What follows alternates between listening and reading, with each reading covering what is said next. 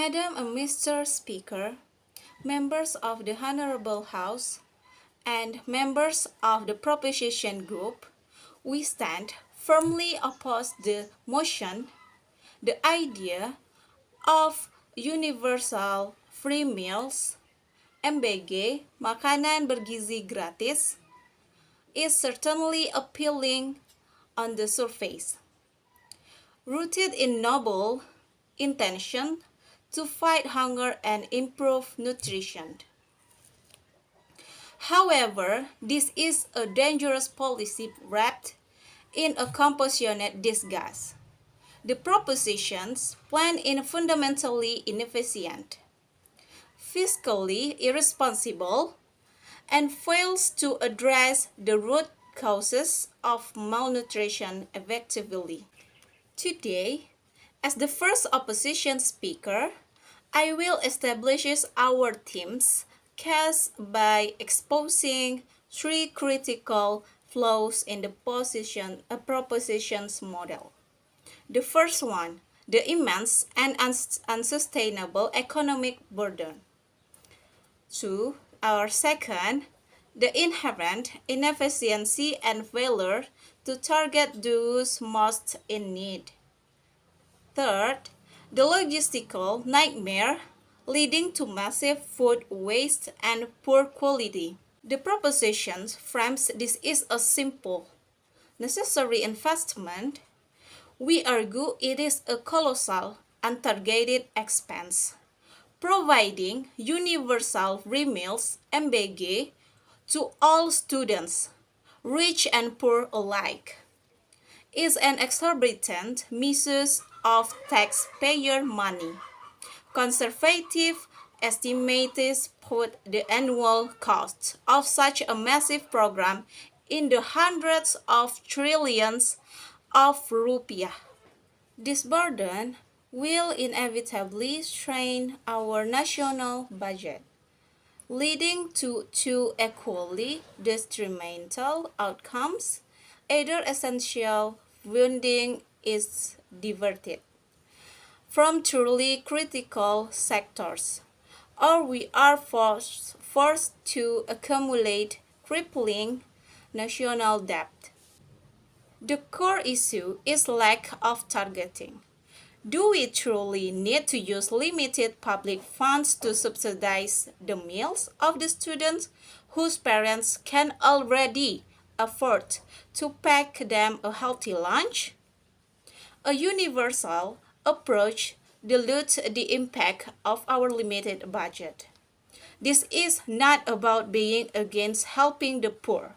This is about demanding fiscal responsibility by prioritizing a targeted, means-tested program that focuses on the vulnerable, 10 to 20%, who genuinely need it, not the 100%.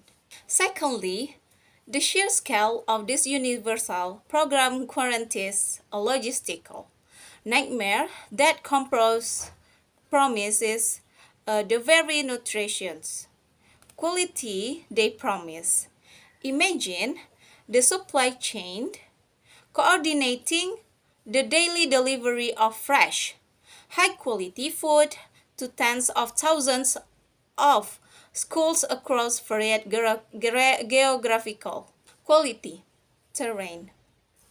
From bustling cities to remote villages, this system is ripe for corruption, administrative failure, and bottlenecks. Reality is that a centralized, mass-produced system will almost certainly result in poor food quality, monotony, and unappetizing meals. Research across similar programs internationally shows that when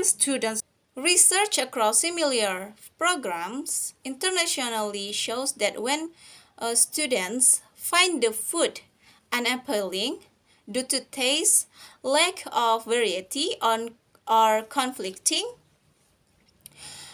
with local food culture. They simply do not eat. This lead us directly um, to the third point: massive food waste. Feeding a child for free is pointless if the food ends up in the bin, undermining both the nutritional and economic goals of the policy. Finally, we must consider the devastating opportunity cost.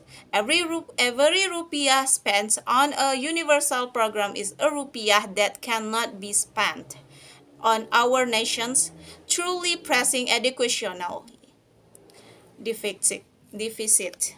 We have schools on our nation's truly pressing educational deficits. We have where roof leak, where classrooms are overcrowded, where sanitation facilities are appalling, and where teachers are severely underpaid and undertrained. The proposition is asking us to prioritize a subsidized lunch over to a safe, functional, and well-equipped learning environment. What good is a free meal (MBG) if the student is sitting a damaged classroom with a teacher who is not adequately supported? We assert that improving the foundational educational infrastructure, the classrooms, the facilities, the teacher quality must take precedence over an inefficient universal food subsidy. We should be investing in the sustainability and quality of the education system, not just a single non-core function. Opposition group strongly rejects the motion to implement universal free nutrition meals or MBG, makanan gratis bergizi. The proposition's policy is a constantly blunt instrument. It is economically irresponsible by failing to target those in need.